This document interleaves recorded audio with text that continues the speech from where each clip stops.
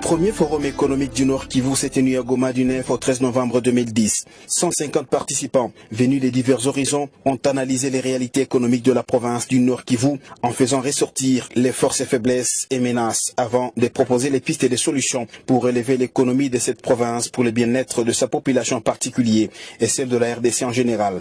Le gouverneur des provinces a déploré la pauvreté dans laquelle vivent les Congolais pendant que les richesses non encore exploitées du pays sont estimées à plus de 24 milliards de dollars américains. Toutes ces potentialités de haute facture contrastent avec la pauvreté indescriptible dans laquelle vivent nos populations au quotidien. Autant que cela révolte, ça doit également nous interpeller au plus haut point, nous comme élite de la société civile ou dirigeants. Jusqu'à quand notre peuple restera-t-il au bas de l'échelle, sous l'échiquier international, avec un indice de développement humain qui nous place ou qui nous relègue à la 168e place sur 177 pays considérés. L'autorité provinciale ne cède pas pour autant au pessimisme.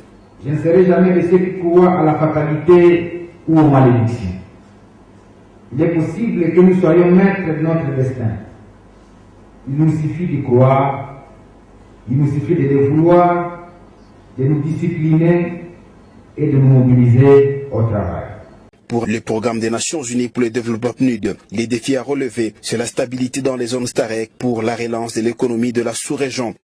L'événement de ce jour s'inscrit dans le cadre du programme de stabilisation et de reconstruction des zones sortant des conflits armés, ainsi que STAREC. Les défis de la stabilité, de la reconstruction et de la relance économique demeure une préoccupation évidente pour la plupart des provinces de l'Est de la République démocratique du Congo. C'est ainsi que le rétablissement progressif de la paix, avec tout l'espace sécuritaire qu'il offre, ainsi que l'immensité des potentialités socio-économiques de ces provinces, représente aujourd'hui une opportunité à saisir.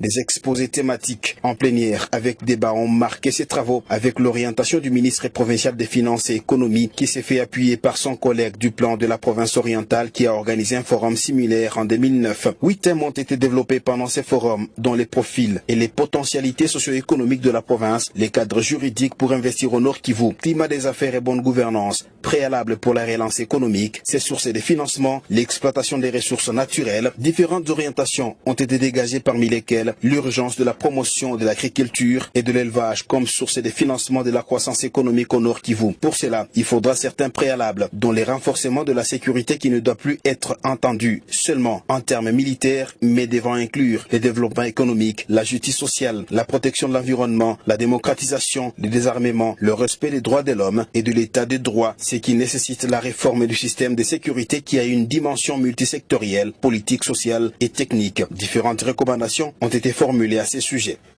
La mise en place urgente par le gouvernement provincial des comités de suivi des recommandations du premier forum économique dont les réunions devront être trimestrielles afin d'évaluer le niveau d'exécution des différentes actions.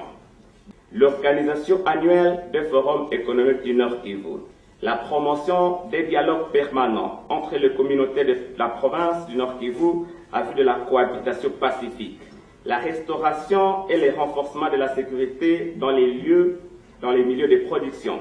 L'amélioration des infrastructures de base et surtout les routes de dessertes agricoles en vue de faciliter l'évacuation des produits vers les centres de commercialisation et de consommation. L'autorité provinciale, qui s'est réjouie des résolutions finales de ces forums, en a fait sienne avant d'annoncer leur mise en application par les truchements du comité de suivi qu'elle souhaite inclusif. Le gouvernement provincial du Nord Kivu fait sien les résultats de vos travaux et s'engage de traduire avec vous les vœux y exprimés en actes concrets pour répondre aux attentes de sa population.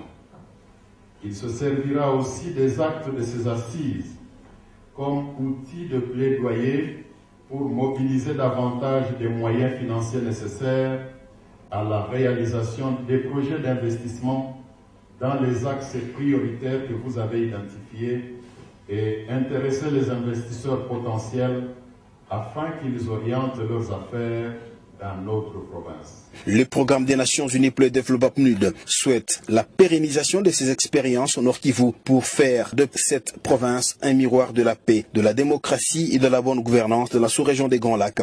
Satisfaite de ces travaux, la société civile place son espoir dans la résolution de ces forums. Mais aujourd'hui, nous pensons que le gouvernement provincial va mettre sur pied ce comité de suivi qui va impliquer tout le monde, et avec l'appropriation que nous avons faite autour de ces enjeux, nous pensons que nous allons y aller tous. On ne peut pas prétendre à une croissance économique sans passer par le secteur de la microfinance qui devient en fait le pourvoyeur de petits financements, les pourvoyeurs des mécanismes de financement des petites et moyennes entreprises.